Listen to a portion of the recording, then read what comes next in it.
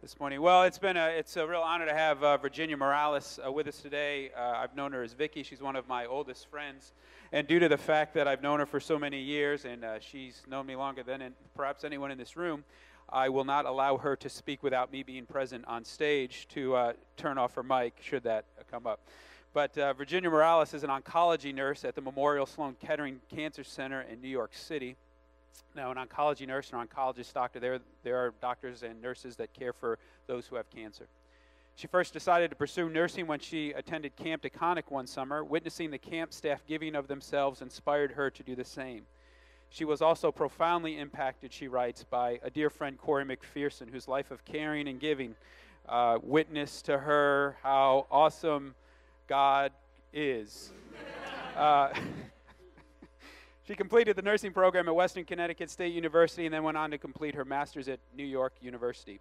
Virginia has received the Rudin Award for Excellence in Nursing, which is an international organization, and more recently has been globally recognized with the Frontline Care Award presented by the Oncology Nursing Society. She's also been a member of the Brooklyn Tabernacle Choir for the last 20 years. We have a brief video we're going to show, and then I'm sure you'll welcome Virginia this morning. One thing I really treasure here at Memorial Sloan-Kettering is that nurses are really respected and valued. As a nurse, you really are at the front lines with those patients and their families. Having the equipment, having the supplies allows you to provide the care that you want to give the patient. The hospital, the administration, and the institution recognize the importance of having us work to our potential. We have clinical ladders for registered nurses as well as nurse practitioners. I work with incredible nurses that are intelligent, compassionate. No one is working on their own. Everyone really just come together to try and help, do whatever is needed to help this patient survive. You have patients that are extremely, extremely giving and so brave, and to witness that really helps you grow as an individual and as a nurse. You have this rapport with the family that they can really trust you, and they really look to the nurses for help and for decisions, and you almost become like one of their family members. I think it's an honor to have even a small part in a patient's course of their treatment here. To be able to advocate for people, to be able to care, it is so fulfilling to know that I did what I'm called to do.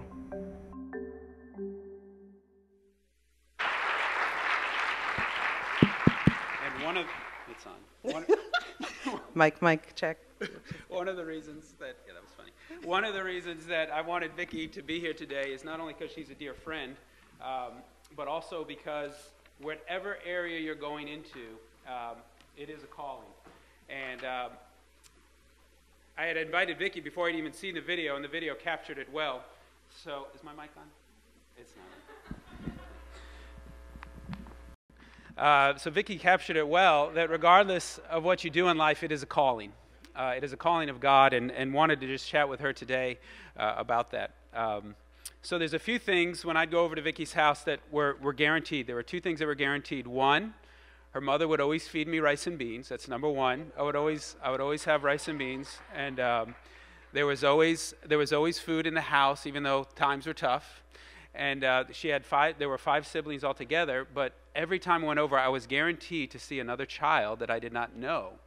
And that is because of her mom's care and dad's care and your family's care for foster children. So tell us a little bit about your home life and growing up and all of that. So he was over all the time and ate all our rice and beans. And us kids had nothing. No, just kidding. So praise God, though. Yes, my parents did give birth to 5. And through the years, I actually called my mom last night. I said, Mom, how many kids came through the house? And she said there were 45. And my parents did adopt 5. And so there is 10 in the Morales household. And actually, I'm very proud to say that the youngest one in our family is here. Alex, stand up. She was 6 months when she came, and now she's 18. And I'm encouraging her to go to college. Hint, hint. So, but praise God, yes, there was always a lot of kids. And my parents did adopt.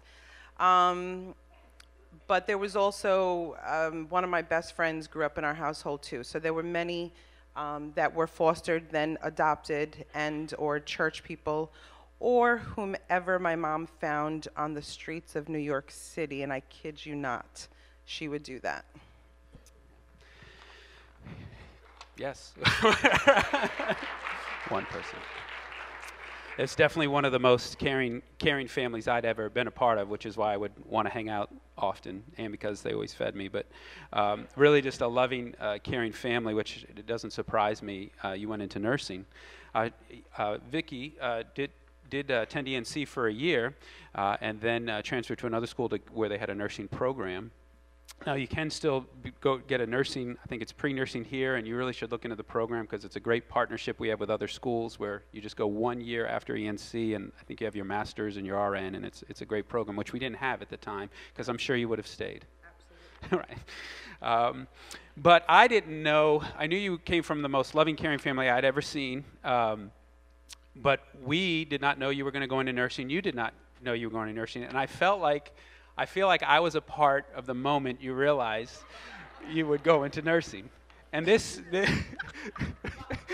story we're about to share is a true story. This is an absolute true story. Our versions are a little different, but it's true. So do you want to share your side first? Why don't I'll share my side first. Yeah, you share. We were working together at Camp Taconic in Metro New York, which is a campground for the Church of the Nazarene in the Metro New York district. And I don't remember if it must have been a summer camp, and there was it was a retreat weekend, and there was a large church there. And all the children were in a separate time with the children's program, and the adult service went long, and the kids were getting hungry. So someone foolishly made the idea, well, why don't we just feed the kids ourselves? And it was like steak day or something. Like there was like... Specifically roast beef. It was roast beef. And none of the kids knew how to like cut their meat or anything. Like we should not have fed these children. I don't know who made this decision, but someone did. It wasn't me. A girl started choking. Literally, she could not breathe. She stood up. She was panicking. She was probably around 5 or 6. Yeah, she was young. And I was very calm. Okay, I'm going to stop you right now. Corey in a white apron, pitcher in one hand, panic, because the girl is in his row. We were all responsible for our individual row to serve water, drinks, coffee, whatever. Corey, is there a doctor? Is there a nurse? And that's you. You were not calm in the least bit. That is true. That's true. That is true. So Vicki, and there were no, and I may have been, I don't remember I was maybe 21, 22. I mean, I was probably the oldest one on the staff or something. There was no doctor or nurse around. I knew that. But Vicki. And at that point, I was thinking accounting, business-minded, had no idea, but I had seen those pictures of the Heimlich many a times. So Vicki begins giving the little girl, doing the Heimlich, and applied it 2 or 3 times, and then the meat finally came up and flew across the room. And she really did save her life. There's no question about that. I'll never forget her. She really did. Oh, that's it. Wait. I'm not done. I'm done. Okay, now I panicked in my own way, but Vicki was also panicking because she kept giving the Heimlich long after the girl spit up the meat. She kept going, and the little girl's like, "It's out! It's out!" And I'm like, "Vicki, we need to calm down now." That is a lie from the pit of hell. No, that's true. That is true. You know that is true. So after I did the Heimlich a few times and it came out, and I'll never forget that precious little girl just taking that deep breath, like finally air came back into her lungs. She took her breath. And then I lost it, went in the back room, started crying. And then he's like, "Way to go." She kept on saying, "It's out, it's out." And I was like, whatever. But praise God, that was so she only broke 3 or 4 ribs after that. It was fine. But that actually was a moment for you where you thought about going into nursing. So you went to school to be a nurse, attended ENC for a year, did your undergraduate at Western Connecticut, and we both have people in our lives, the same people in our lives. I was actually, probably was that summer, I wanted to come back to finish my schooling here, but I had a school bill. I don't know if any of you can relate to that. And I didn't have the money to pay for it. My parents couldn't help me. And there were two ladies at that camp, Blanche and Margie. Who were both graduates from Eastern Nazarene College. And their children and grandchildren and great-grandchildren. And they had heard, and I was praying for weeks, Lord, I want to go back, but I can't afford my outstanding balance that I have. And I'm sure none of you can relate to that as well.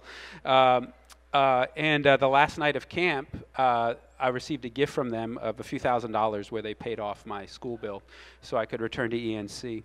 But they also then invested in your life as well. I think we have a picture of them. Yeah, that's Blanche and Margie. So tell us how they, what they've done. I love this picture. Tell us what they've done for you. Okay, so let me just briefly tell you. So Margie's the little peanut on the bottom left, and Margie was Camp Taconic's nurse, I don't know, maybe 30 plus years. And she had come to ENC, and then she went into the Air Force, and she was an Air Force nurse, and then felt her calling was at Camp Taconic, and she served there for many years. Blanche Gresset, on the top left, she too came here to ENC, and she played basketball, and till this day, she says that she got her degree in biology. I kid you not. And she's very funny. And she's actually still very involved in ministry, now taking Florida by storm. So those two ladies were the ones who invested in me. It was at Camp Taconic. And I think Camp Taconic prepared me for the long hours that were going to come when it came time to do nursing. So anyway, it was there working, and every year during the summer college staff were always from ENC. And because at the time it was Reverend Burgers who was involved, who also came to ENC. And so got all his staff from here. And it was there that really, the staff from this school that made me realize, wow, look at the way they serve with just a happy spirit. I want that. I want it. And then with that story about the Heimlich and certain things, I knew that God was calling me to serve as a nurse. And Blanche and Margie, out of the blue, said, we know you're the first one to go to college out of your family. Correct. So there are 10 children, and if you count the 5 adoptions. Correct, and they knew that financially there was no way I'd be able to do that, nor my parents would be able to, and they paid my way through nursing school. Yep. And I think you lived with Blanche for 5 years, I believe. You lived at her home I while lived you with went Blanche. after you left here. Yes, I left from here. Then I spent the summer at camp, then went to Blanche. Yep, they gave me my first car, and just God's provisions. There's no other way to explain it. It was the hand of God. Yeah. They only gave me a couple thousand. I don't know. You got a full ride. He's a little bitter. No, I'm not. I'm very Maybe grateful. you should have worked a little bit longer at Camp Taconic. Oh yeah. I'm actually. That's funny. I'm actually.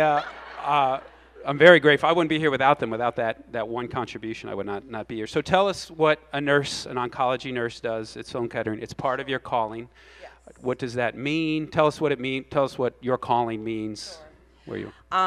So here's the beauty of oncology nursing. First of all, a little tidbit. I thought for sure when I went into nursing I was going to be a nurse midwife and help deliver babies in the Philippines or Africa, Haiti, wherever. I always felt that I had a calling to do ministry. Well, lo and behold, once I was going through nursing school, and then again, by the grace of God, received a scholarship for NYU. It was there, one of my coworkers said, oh, come to Sloan, it's great supportive, nursing facility. So I went there, never knowing. I had no desire to be with people dealing with cancer, and some of those patients having to deal with end of life. So here I thought I'd be ushering people in this world, and I have the privilege of ushering people out. So And here I thought I was going to be doing ministry overseas or far away, and I do it in my own backyard in New York City. So it's really amazing. I get to pray with patients, I get to sing to them, I get to just be with them in a really tough time. What's the most challenging aspect of your work, and what's the most rewarding? So I would definitely say, the challenge is, here we are as Christians out in the world. We are required to fulfill certain requirements. And as a nurse, there's no question, I have to meet deadlines, I have to do paperwork, I have to meet certain tasks. But then the psychosocial aspect of meeting those patients' needs and really meeting their spiritual needs. So balancing that is not easy. And literally from where I parked the car from 61st to 68th, I literally call on God like you would not believe. Lord, be extended. May I be your hands extended. Lord, cover me, protect me, my patients, my work, what I say, what I portray, everything. So I really find that that's challenging, because here we are in the world, but we're called to be Christians, not just in the church, but out into the world in different areas of our life. And we were talking last night that in addition to the long hours you put in at Sloan, I think you said 12 to 14-hour days, 2 or 3 days a week, and then you have a couple days off. On those off days, you then do private care for those that have cancer, and she didn't feel comfortable mentioning names, but some very high-profile names that you would know if I'd mentioned them.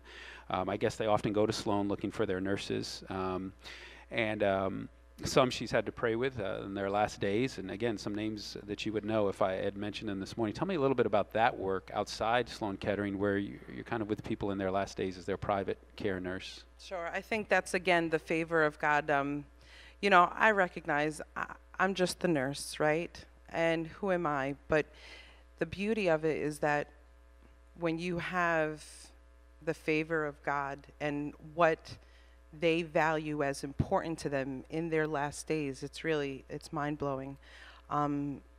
So really, God has given me such an opportunity to be with a lot of these people that are high-profile people, and then some that just are ridiculously wealthy.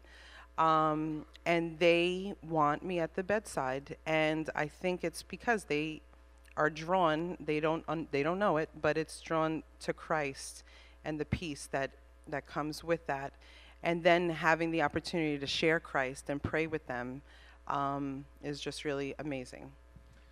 And from hearing some of the clients that you were caring for, it sounds like you build a strong relationship not only with the patient, but also with their family. And it sounds like that's part of the ministry as well. Absolutely, because cancer doesn't just involve the patient itself. It really does involve the whole family. It's a scary time. And thank God, with so many advances in cancer, it's not always a scary time, but for the most part, it just brings on a lot of wave of emotions. So it's really ministry to the whole family. And I know you can't mention the name, but if you could just briefly share the story that you shared with me last night, that, again, not only are they high profile, but pretty wealthy clients that you have just because they are going to Sloan-Kettering, because they know those are the best nurses, that they heard some other high-profile executives were in the room and kind of dismissed you, but this one that you were caring for would not have that. Could you tell that story just a little bit? Sure. So it was a time, and I'm out in the Hamptons and living it up. Just kidding. And I'm sitting with my patient, very anxious, but lovely gentleman, and we're watching the television, and he's doing his critiquing, and some executive comes in and doesn't even acknowledge that I'm a living, breathing person in the room. I'm okay with that. I leaned over, and I said, I'm going to go in the kitchen. And he leaned over and said, don't move. So I sat there. The gentleman offered my patient a drink. He said, sure. The gentleman goes, makes the drink, comes over, has one glass for himself and one glass for my patient, goes to give it to my patient, and he does not lift his hand, and he said, there's 3 people in this room. And I was just so blown away. I was like, wow, what amazing character this gentleman has. It was really neat. I think that's a witness and testimony that it's not just there is a relationship that's formed, especially as you help them usher them out, as you said, in the last days of their life, where they really start caring and loving. And it sounds like even ministering to you in some ways. Oh, definitely. I certainly get blessed. You know, this one specific case that you were talking about, to be able to hold his hand and tell him, "You're dying," was intense. But for him to be able to look me in the eye and say, "I'm ready," and I was like, my work here is done. Now, these opportunities that you've been given, you sound obviously very busy in your career, and so you do have a very, very, very large family and care for many, but you're currently single and are not married at this time. Classic. He would bring that up. We talked about this. You don't. I am an open book. It's okay. But tell us a little bit about that. Maybe it's just first sees or not, but because of that, in Scripture, we've been looking at 1 Corinthians. Even in 1 Corinthians, Paul talks about the opportunities that are available for those that aren't married. So not that this was your plan necessarily, but you're just faithful to whatever God is calling. So tell us a little bit about how you feel and navigate that. So there's two things I would like to say, and I hope I remember both of them. But first things, there's no question, especially growing up in a large family with a lot of kids in the house, and I was definitely the mother hen of the group. I thought by now that I'm 40, I thought I'd be married, I'd have kids, and yeah, that's not what the Lord had in mind. But to be able to stand here or sit here and say, God is so good. Because let me just tell you something, there's no question, and this is going to divert for a second. So here I thought for sure I would be somewhere, serving God wherever in the world. And here it is in my own backyard. Yet God still met the desire I had to be overseas, and I've had the opportunity to be involved in medical missions. And I've been in the Middle East 3 different times, in the West Bank. I've been into Philippines, Africa several times, India. I've been to Haiti several times, and to Honduras and Costa Rica. So I've been able to also experience around the world. And every time I feel that the Lord reminds me when I do these medical missions, I think, wow, the Lord still granted the desire of my heart to be somewhere far and to meet those needs there, yet he always reminds me, but for now, your ministry is in your own backyard with these patients. And then on the other side, I'm like, wow, there's no way if I was married, I would have been able to do all this, to reach the people that I've done. My sister, Olga, who came here her first year too, she said to me, Vic, yeah, I'm married. Yes, I have a child, but I can't do what you've done. You could still get married, and have a family, but what I've done, there's no way to be able to do it. So my point is that for this season, there's a calling for each season, and I really feel that in that, God has truly been enough. Beautiful. So, is there anything that you'd like to share? I wanted to give you an opportunity in closing. You sat where they were at one point. Is any word of encouragement or anything you'd like to share with them before we close here this morning? I would probably want to take the opportunity to encourage you guys that no matter what it is, whatever major that you're considering, God has definitely called us. You're each called for a purpose. Cry out to God.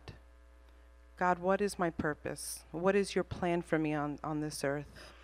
Each and every one of you will serve a purpose. If you're willing, he will answer. If you don't know how, the means to get to that point, just trust him 100%. Surrender it all to Christ, because he will provide.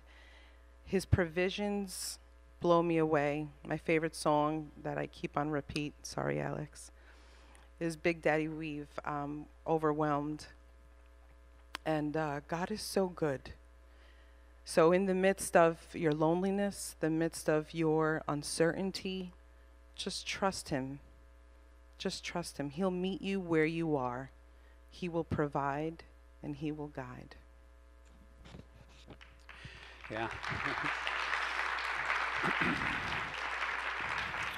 Well, I definitely want to pray for you, and it really is a great blessing and honor. I'm so very, very proud of you.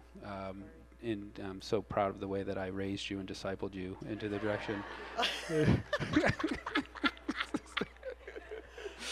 Some things never change. Share with us one story about the blessing and joy it's been. Now, there have been many challenges in life. Even in the last few years, you've talked about some things, and we won't go into all those. But tell us a little bit. You've been in the Brooklyn Tabernacle Choir for 20 years, which is very exciting. You are taking a slight hiatus, sabbatical right now, but you're still a member of Brooklyn Tabernacle Church. And Edie and I, on Sunday afternoons, would often go over to the 4 o'clock service and hear you sing. I'll never forget the time seeing you on Good Morning America, and the camera was on you. Okay, I forgot the word of the song. But he would be the one to point it out. But tell us about the joy of being part of the Brooklyn Tabernacle Choir, and just one story, and then we'll close, or anything. Okay. I will say this, though. Yes, we did, and this is very odd, we did grow up in the Brooklyn Tabernacle Church, but we also did grow up in the Nazarene Church. My parents were big advocates that on Sundays we were in church all day. So, of course, as a kid, we were like, But then as we got older, to be able to appreciate and to really dive into the beauty of worshiping, it was really neat.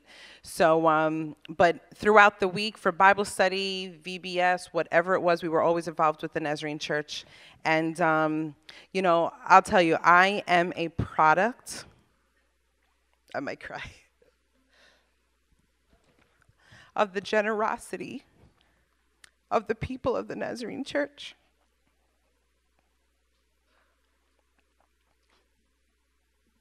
There were literal times where we didn't know how God was going to provide for our next meal.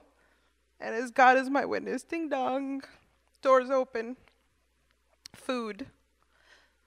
No washer, no dryer, ding dong. So the ladies from the church got together and bought my mom a washer.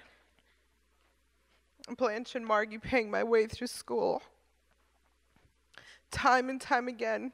Even my first year coming here, being at Camp Taconic and Reverend Burgers and Blanche and Margie seeing that need. There's so much richness in the Nazarene Church, and I am so grateful. And so God is so good. And so, what were we talking about? Brooklyn Tab Choir. Oh, yeah, Brooklyn Tab. But yes, my point was that I've been involved in both. And it's so neat because between our pastor, presently Pastor Dan Quagliata at the Nazarene Church, The Bridge in Malvern, New York, and then Brooklyn Tab, and to know that we all have a wonderful relationship between Pastor Simbala and Pastor Dan, and them and both of us all being involved, it's such a wonderful blessing. Again, yes, there's a beautiful heritage in the Nazarene Church, but the beauty is knowing Christ and serving Christ and where you're called. Amen. Well, can we thank Vicki for being with us this morning? Beautiful.